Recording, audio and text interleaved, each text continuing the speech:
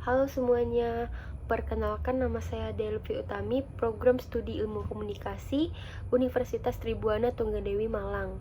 Nah, kali ini saya akan mempresentasikan mengenai salah satu teori komunikasi, yaitu budaya organisasi. Budaya telah menjadi konsep penting dalam memahami masyarakat dan kelompok manusia untuk waktu yang panjang. Di dalam organisasi pula tidak dapat terlepas dari ikatan budaya di dalamnya. Michel Pasanowski, Nick O'Donnell Trujillo mengonsepkan teori budaya organisasi. Mereka mempercayai bahwa organisasi terbaik dapat dipahami dengan menggunakan lensa budaya. Ide awalnya diusulkan oleh seorang antropolog yaitu Clifford Geertz. Mereka menunjukkan bahwa peneliti memiliki keterbatasan dalam pemahaman mereka tentang organisasi ketika mengikuti metode ilmiah. Jika metode ilmiah mereka melakukan analisa teori saja tanpa melakukan pendekatan secara langsung dibandingkan lensa budaya, mereka mengamati lingkungan sekitar dan menerapkannya. Pengertian teori budaya dijelaskan bahwa esensi dari kehidupan organisasi ditemukan dalam budayanya. Dalam hal ini, budaya tidak mengacu pada keanekaragaman, ras, etnis, dan latar belakang individu, melainkan menurut Pasanowski dan Trujillo, budaya adalah suatu cara hidup di dalam sebuah organisasi. Budaya organisasi mencakup iklim atau atmosfer emosional dan psikologis. Hal ini mungkin mencakup semangat kerja karyawan, sikap dan tingkat produktivitas, persaingan otonomi, dan kerjasama karyawan. Budaya organisasi juga mencakup semua simbol, tindakan, rutinitas, percakapan, dan lain-lain. Makna dan pemahaman budaya dapat dicapai melalui suatu interaksi sosial. Metafora budaya dari jaring laba-laba dan organisasi. Ada sekilas teori tentang ini. Orang-orang seperti laba-laba yang bergantung pada jaring yang mereka ciptakan di tempat kerja. Budaya organisasi terdiri atas simbol-simbol bersama, yang masing-masing memiliki makna yang unik. Cerita, ritual, nilai-nilai, dan ritus peralihan organisasi adalah contoh dari budaya organisasi. Pasanowski dan Trujillo percaya bahwa budaya organisasi adalah inti dari kehidupan organisasi. Seperti yang disebutkan sebelumnya, mereka menerapkan prinsip-prinsip antropologi untuk membangun teori mereka. Secara khusus, mereka mengadopsi pendekatan interpretif simbolis yang diartikulasikan oleh Clifford Geertz dalam model teoritis mereka. Geertz menyatakan bahwa orang-orang adalah hewan yang bergantung dalam jaring-jaring signifikansi. Asumsi-asumsi teori budaya organisasi ada 3.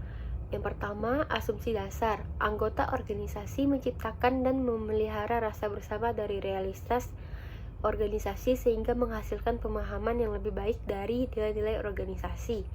Yang kedua, asumsi simbol. Penggunaan dan interpretasi simbol sangat penting untuk budaya organisasi. Yang ketiga, asumsi persepsi. Budaya beda di organisasi dan interpretasi tindakan dalam budaya ini beragam. 3 asumsi dari teori budaya organisasi telah dijelaskan. Tiap asumsi didasari oleh keyakinan bahwa ketika para peneliti mempelajari budaya organisasi, mereka akan menemukan jaring yang kompleks dan rumit. Pasanowski dan Trujillo yakin bahwa perspektif interpretasi simbolik memberikan gambaran realistis mengenai budaya sebuah perusahaan. Untuk mendapatkan pemahaman yang lebih baik bagaimana mereka mempelajari organisasi, kita sekarang akan membahas mengenai metodologi utama yang mereka gunakan dalam penelitian mereka dan juga dalam penelitian pendahulu mereka, yaitu Clifford Geertz. Komponen kunci dalam teori komunikasi Pasanowski dan O'Donnell Trujillo mengatakan bahwa anggota organisasi mengekspresikan kinerja komunikasi tertentu yang menghasilkan budaya organisasi yang unik. Kinerja adalah metafora yang menunjukkan proses simbolis pemahami perilaku manusia dalam suatu organisasi. Kinerja organisasi sering meniru trait, di mana baik atasan maupun karyawan memilih untuk mengambil berbagai peran atau bagian dalam organisasi mereka. Untuk beberapa hal, tempat kerja dapat dilihat sebagai panggung dengan berbagai aktor di dalamnya. Kinerja ritual adalah kinerja yang terjadi secara teratur dan berulang. Ritual mencakup 4 jenis, yaitu yang pertama, ritual pribadi, mencakup hal-hal rutin yang dilakukan setiap hari di tempat kerja. Misalnya, banyak anggota organisasi secara teratur memeriksa pesan suara atau surel ketika mereka mulai bekerja setiap hari. Yang kedua, ritual tugas, perilaku yang terkait dengan pekerjaan seseorang. Ritual tugas menghasilkan penyelesaian pekerjaan, misalnya ritual tugas karyawan Departemen Kendaraan Bermotor termasuk penerbitan pemeriksaan mata dan ujian tertulis, mengambil foto dari calon pengemudi, dan lain-lain. Yang ketiga, ritual sosial adalah rutinitas verbal dan nonverbal yang biasanya mempertimbangkan interaksi dengan orang lain. Misalnya, beberapa anggota organisasi berkumpul untuk waktu bersenang-senang di bar pada hari Sabtu untuk merayakan akhir pekan. Yang keempat, ritual organisasi sering terjadi pada acara perusahaan seperti rapat revisi, rapat fakultas, bahkan piknik perusahaan. Kinerja sosial merupakan perpanjangan sikap santun dan kesopanan untuk mendorong kerjasama di antara anggota organisasi. Pepatah yang mengatakan, hal kecil memulai hal yang besar, berhubungan dengan langsung dengan performa ini, baik dengan senyuman atau sapaan selamat pagi. Menciptakan suatu rasa kekeluargaan seringkali merupakan bagian dari budaya organisasi. Akan tetapi, seringkali sangat sulit untuk bersikap sopan ketika suasana sedang tegang, sungguh merupakan hal yang sulit dan terkadang menjadi tidak tulus untuk tersenyum dan mengucapkan selamat pagi pada orang lain. Kebanyakan organisasi menginginkan untuk mempertahankan perilaku yang profesional, bahkan di masa yang sulit, dan performa sosial membantu tercapainya hal ini. Kinerja politik. Kinerja politik menjalankan kekuasaan atau pengendalian. Memperoleh dan mempertahankan kekuasaan dan pengendalian adalah ciri dari suatu perusahaan. Bahkan beberapa mungkin berpendapat bahwa kekuasaan dan kontrol meliputi kehidupan organisasi. Ketika anggota organisasi terlibat dalam performa politis, mereka mengomunikasikan keinginan untuk memengaruhi orang lain. Kinerja enkulturasi merujuk pada bagaimana anggota mendapatkan pengetahuan dan keahlian untuk dapat menjadi anggota organisasi yang mampu berkontribusi. Kinerja ini dapat berupa suatu yang berani maupun hati-hati, dan kinerja ini mendemonstrasikan kompetensi seorang anggota dalam sebuah organisasi. Kinerja hasrat, kisah-kisah mengenai organisasi yang sering sekali diceritakan secara antusias oleh para anggota organisasi dengan orang lain disebut performa hasrat atau desire performance. Seringkali orang dalam organisasi menjadi begitu menggebu-gebu dalam bercerita. Misalnya, Aulia, ia sekarang bekerja di salah satu butik.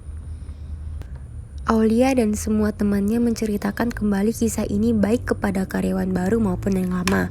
Bahkan setelah 6 tahun, hasrat Aulia untuk berbagi kisah ini masih sama dengan ketika ia menceritakannya untuk pertama kalinya. Selanjutnya, konsistensi logis. Konsistensi logis mengacu pada gagasan bahwa teori harus mengikuti pengaturan logis dan tetap konsisten. Namun beberapa orang percaya konsistensi adalah kurang.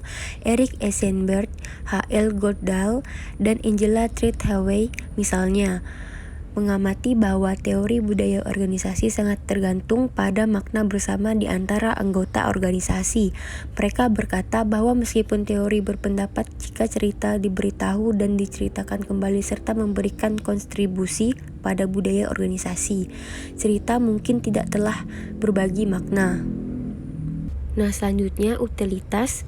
Ada beberapa yang dapat kita ketahui untuk teori ini. Informasi berlaku untuk hampir setiap karyawan dalam suatu organisasi. Memuat banyak informasi dari teori, simbol cerita, dan ritual.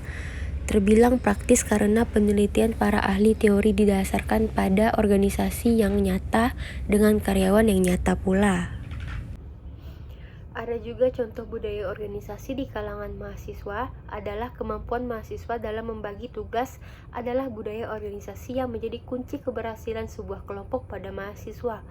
Tanpa pembagian tugas yang jelas, maka mahasiswa tersebut tidak akan optimal karena kebingungan. Baiklah, sekian yang dapat saya sampaikan mengenai teori budaya organisasi. Mohon maaf apabila terdapat kekurangan atau kekeliruan dalam teori yang saya sampaikan. Terima kasih kepada Bapak Fatul Qorib, SIKOM MIKOM, selaku dosen pengampu mata kuliah teori ilmu komunikasi yang telah membimbing saya dalam tugas ini.